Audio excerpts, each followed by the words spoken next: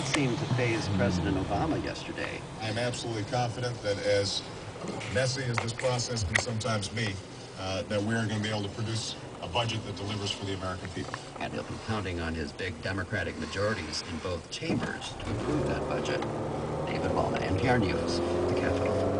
And if you want to know more about the president's budget, you'll find a breakdown of the spending at npr.org. One of the big items in that budget is charged by the Pentagon. It's the most expensive fighter jet ever built, the F-22, known as the Raptor.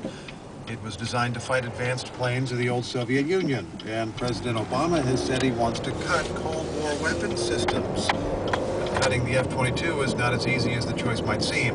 Here's the political dilemma. Cutting the F-22 would save money, but also cost thousands of jobs. NPR's J.J. Sutherland reports. The F-22 is, simply put, cool. Official videos of the plane, set to a techno beat, show it diving, spinning, attacking like the bird of prey it's named after.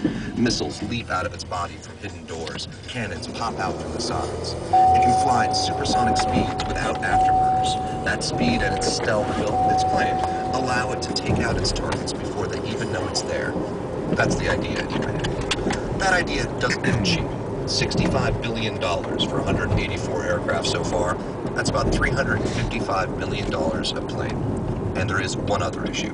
We are fighting two wars in Iraq and Afghanistan, and the F-22 has not performed a single mission in either theater. That's Defense Secretary Robert Gates last year. He's pointing out one of the questions about the F-22. The plane was designed in the mid-1980s. Its mission was to assure air dominance over advanced Soviet fighter planes. But the world and warfare have changed. Now it's not really clear what the F-22 will be used for or fight against. Most analysts say future wars are much more likely to be so-called low-intensity conflicts like Iraq and Afghanistan.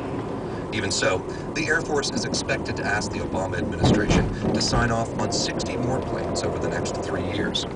Winslow Wheeler is an analyst with the Center for Defense Information. He's a longtime critic of the F-22. He says the Air Force can't move beyond its Cold War past. It's wholly writ in the Air Force. They can't figure out what to do without this airplane, and they have not thought their way out of that box.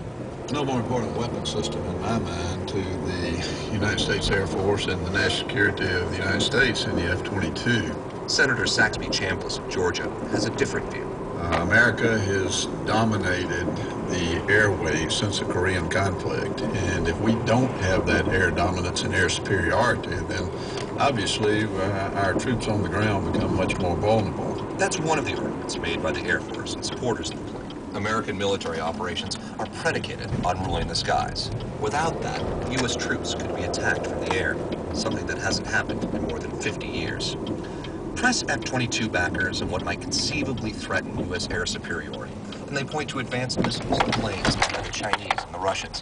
There is another argument for the F-22. Again, Senator Chambliss of Georgia, the state where the plane is assembled. It brings jobs, and it's jobs all across the country. It's not just jobs in my state, but